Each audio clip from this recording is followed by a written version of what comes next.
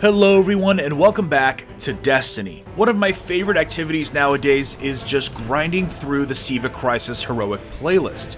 Some of you have recently been asking what some of my favorite weapons to use are, so I thought for this video I'd go ahead and show you what some of my favorite weapons to use are in PvE.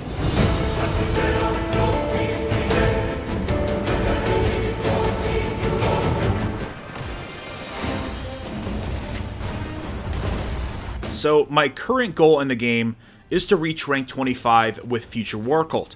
I have 2 of the 3 exotic class items in the game with my Titan, and the one from Future War Cult is the last one remaining, so I've been working really hard to get to rank 25. And so that means grinding a lot of strikes. And the weapons I've been using, starting with the primaries, you can see I'm on a bit of a hand cannon kick, so I've been playing around with quite a few of them. If you're a longtime viewer of this channel, you know the Devil You Know is my favorite hand cannon in the game. The one that I have doesn't have the best perks, it has triple tap and grenadier, but I did actually just get one that has some pretty interesting perks. It has 2 different reload perks, spray and play and reactive reload. They don't necessarily work well together, but it was just interesting that I have 2 different reload perks on this gun. Now, one thing you may not know is that I actually still have my Year 1 The Devil You Know, which was probably my favorite weapon of Year 1. Me and this weapon were pretty much inseparable for any activity. Hand cannons were very formidable back in the day, especially in vanilla, and this was definitely one of the best. And it still actually is if you get the right perks for it.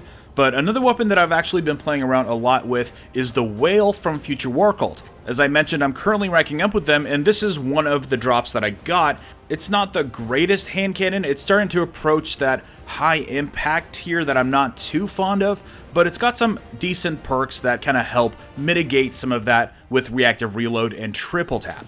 Speaking of that high impact tier, we have the Lingering Song, which should be my favorite weapon in the game. This one has some pretty incredible rolls, including Oiled Frame, Extended Mag, and Firefly. But as of right now, hand cannons still have too much of a disadvantage against other primaries, so maybe we'll revisit this after a weapon patch.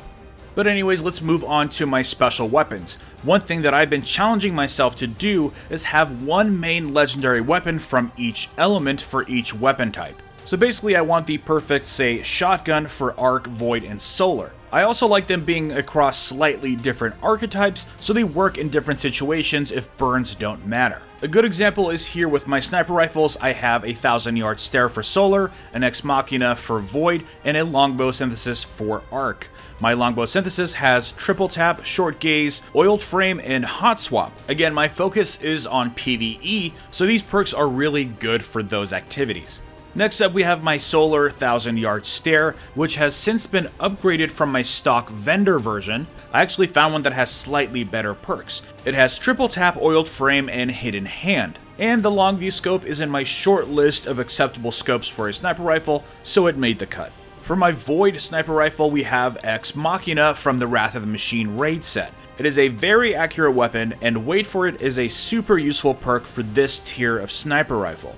Moving on to shotguns for PvE, one of my favorite shotguns is my Party Crasher +1 that has full auto and replenish. I also have a lot of luck with this in the Crucible because of that high impact tier. But just yesterday, I finally got the weapon that I've been searching for ever since it came out, and that is the perfect god roll, or what I consider to be god roll, Stolen Will. I have been grinding for this for weeks, so I'm super excited to finally have it. The first column of mine actually has both accurized ballistics and aggressive ballistics. My knee-jerk reaction was to go for aggressive ballistics, but my whole point with this weapon is to shoot things until they stop moving, so I think I can do without that small sliver of impact.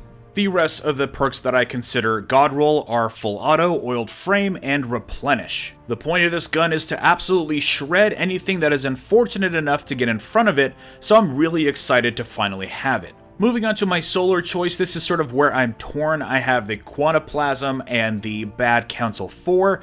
I'm not a big fan of either weapon. This Bad Counsel is just simply the vendor roll that I just bought to try it out, and it's not too bad. And the Quantaplasm is just in that high impact tier that I'm not too fond of. But I do absolutely love the Stolen Will. Again, I wish it was either arc or solar instead, because I really want to hold on to my party crasher, but I want to have a formidable shotgun for each element. So I might actually go back out and farm until I find one that's exactly the same, except with arc or solar. Now, one weapon I almost forgot to mention, which is the Proud Spire. It's not in my inventory right now, but it's absolutely one of my favorite weapons in the game.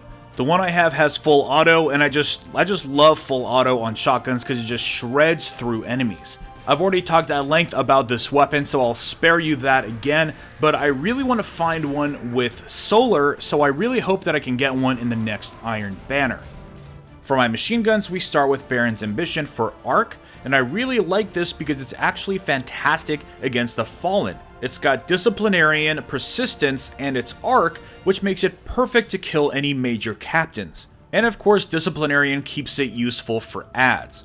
For my solar choice, I again have two different options at opposite ends. First we have If Materia from the raid set, and then we have one of my favorites, the QULLIM'S Terminus. This of course is from the King's Fall raid set, and I hadn't really used it a whole lot until this week because mine has Life Leech, which is super useful for this week's playlist because it has exposure. I kind of forgot how satisfying this weapon is to use and how useful Cocoon can be. For my Void option, I use the Silver Dread, which is from the Iron Banner. The one that I have has Speed Reload, Hand in Hand, and Small Bore. I've raved plenty about this weapon, so you know how much I already love it. Now, for rocket launchers, I've done the same thing, but I don't really ever use legendary rocket launchers. I'm not really much of a fan of rocket launchers in general, and the only real exception is the Gjallarhorn and maybe Truth if it happens to be a Void week. But me being neurotic, I still wanted to have at least one of each element just in case, and the Titanium Orchid is my choice for Void, which is not a bad rocket launcher at all. It actually is one of the best ones in the game. And then for Solar, I have Sound and Fury from Wrath of the Machine, which is not too bad. And then I have HOTHEAD for my arc, which honestly, the only reason it exists still in my inventory is because it looks so unique, and I only have room in my vault for one arc rocket launcher. So yeah, those are pretty much all of the weapons that I use, with the exception of the rocket launchers. I don't really ever use those, but let me know what some of your favorite weapons are. Also, let me know if you're still searching for your white whale. Mine was that stolen will, and I finally found it, so let me know what you're looking for in the comments below. I also wanted to quickly thank everyone who has submitted their questions for the 10K Q&A video.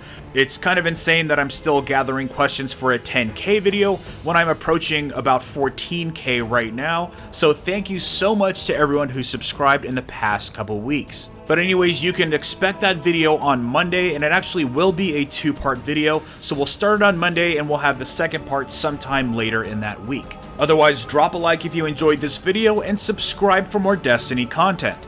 And I will see you all next time. But anyways, the big question is, why is this section of the tower open? Now, the only confirmation we've gotten from Bungie is that there is nothing going on, and that this is only a response to a request by the community so people can go get the dead ghost that is available in this area.